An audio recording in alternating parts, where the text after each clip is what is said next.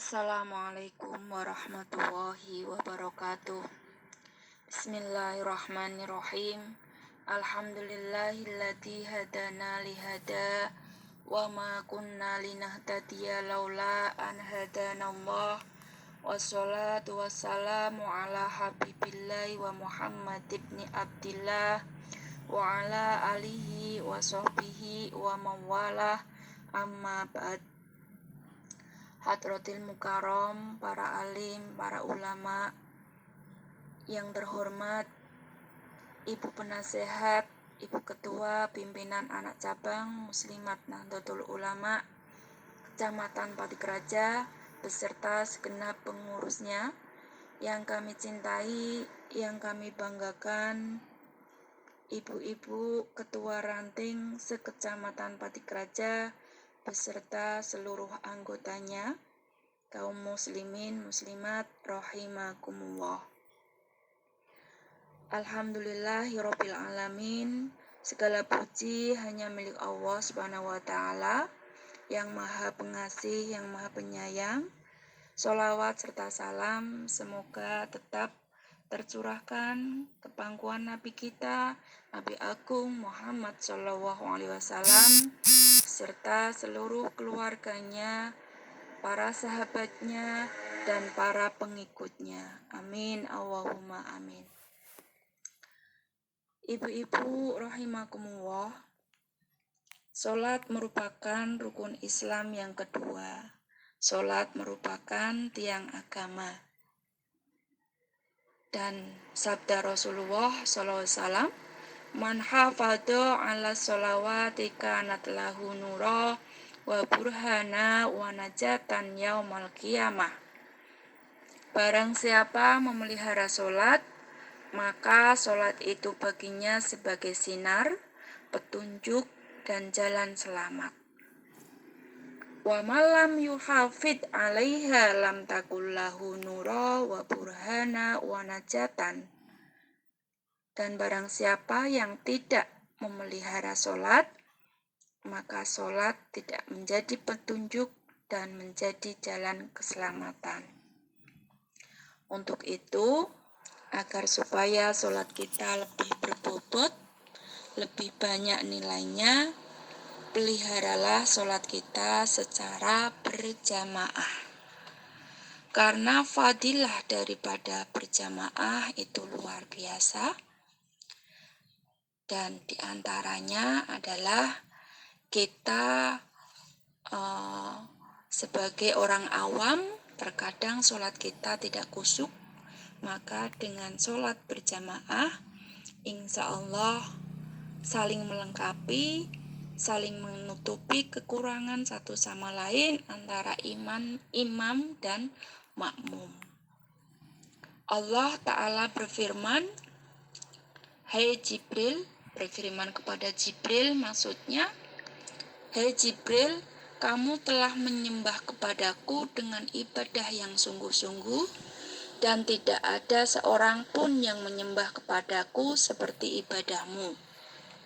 Akan tetapi, di akhir zaman nanti akan datang seorang nabi yang mulia dan yang paling aku cintai, namanya Muhammad. Dia mempunyai umat yang lemah lagi selalu berdosa. Siapa itu? Kita. Kita semua adalah umat Nabi Muhammad yang lemah lagi selalu berdosa. Banyak kesalahan. Sekiranya mereka itu mengerjakan sholat 2 rakaat yang hanya sebentar saja, mereka dalam keadaan lupa dan serta kurang, pikirannya pun melayang, bermacam-macam, pikiran melayang bermacam-macam, yang tadinya ketika belum sholat kita niat ingsun sholat, tidak ada pemikiran apa-apa, tapi ketika Allahu Akbar takbiratul ikram, dan ketika lafaz mungkin di kalimat iftitahnya atau mungkin masuk ke Al-Fatihah, pikiran kita sudah melayang, memikirkan sesuatu, mungkin memikirkan jemuran, mungkin memikirkan sesuatu tadi yang kita lupa menaruhnya di mana. Lah ketika sholat diingatkan sesuatu yang lupa itu, ingat ketika kita sholat. Dan dosa mereka pun besar juga. Maka demi kemuliaanku dan ketinggianku, sungguh sholat mereka itu lebih aku sukai daripada sholatmu. Ngendikanipun Allah kepada malaikat Jibril.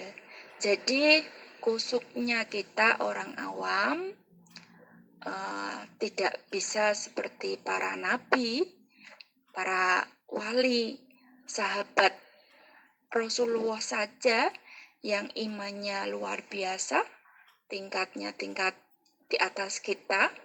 Ketika sholat tidak bisa sekusuk Rasulullah SAW.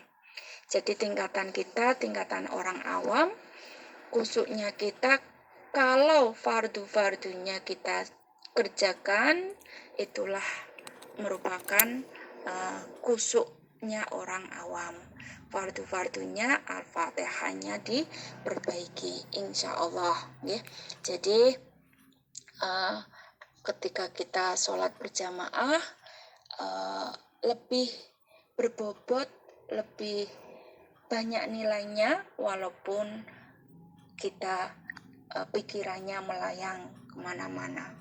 Syukur-syukur ya kita bisa hati kita untuk selalu mengingat Allah dari takbiratul ikram sampai ke salam. Tapi mungkin hanya berapa persen di antara kita. Anal jama'ata tafdulu alal mufriti bisab'in wa isrina darajah.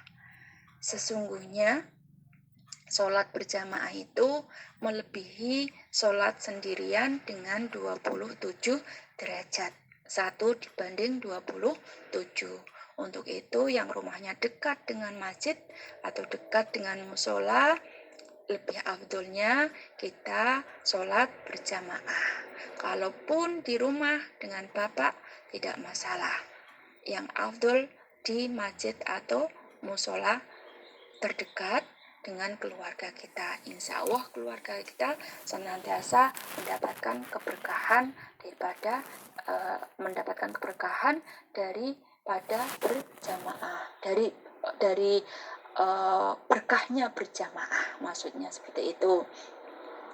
Dan dalam satu hari 5 waktu ada poin tersendiri, ada nilai khususiyah, walaupun semuanya itu baik waktunya dari duhur, asar, maghrib, isya, subuh. Tapi kalau subuh itu poinnya 5 keberkahan.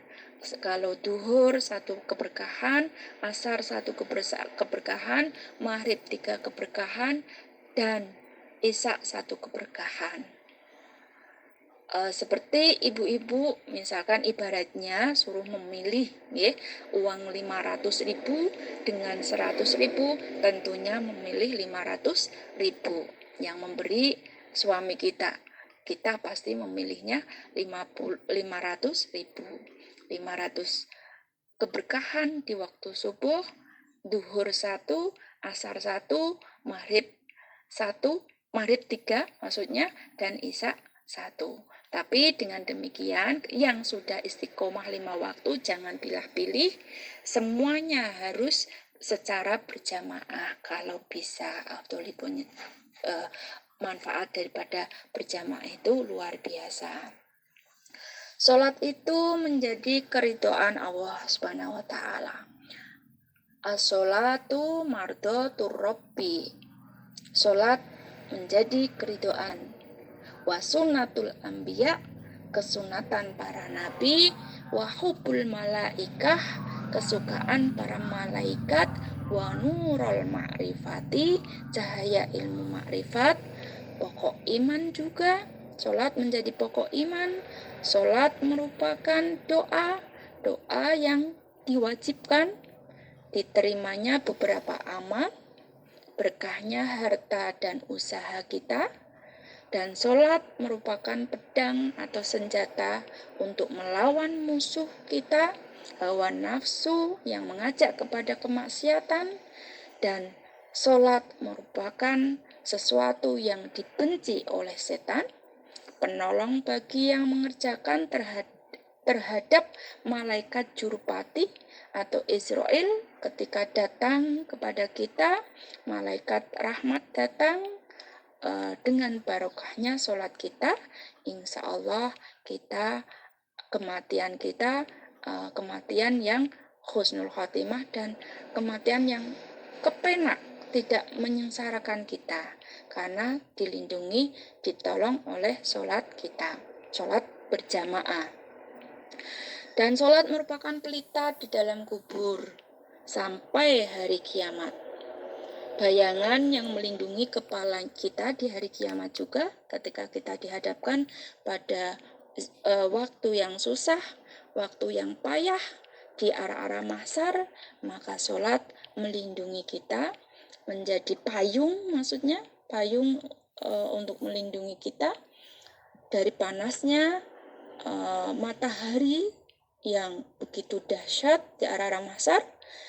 Dan sholat merupakan mahkota di atas kepala kita, hiasan badan kita, dan penghalang antara kita dengan api neraka. Dan sholat merupakan timbangan berat di waktu amal ditimbang, kemampuan yang menolong melewati jembatan Shirathul Mustaqim. Dan sholat juga menjadi kunci masuknya kita ke surga. Itulah. Maka dari itu, mari kita di bulan Ramadan ini memperbagus sholat kita, dan semoga kita mendapatkan Lailatul Qadar.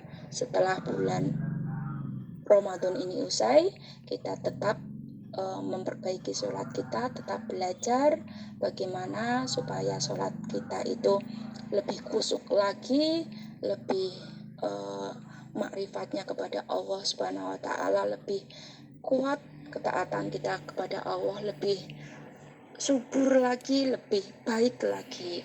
Kiranya cukup sekian. Apabila ada kesalahan, mohon maaf yang sedalam-dalamnya. Akhirul qouli wa muwaffiq ila aqwamit thoriq. Wassalamualaikum warahmatullahi wabarakatuh.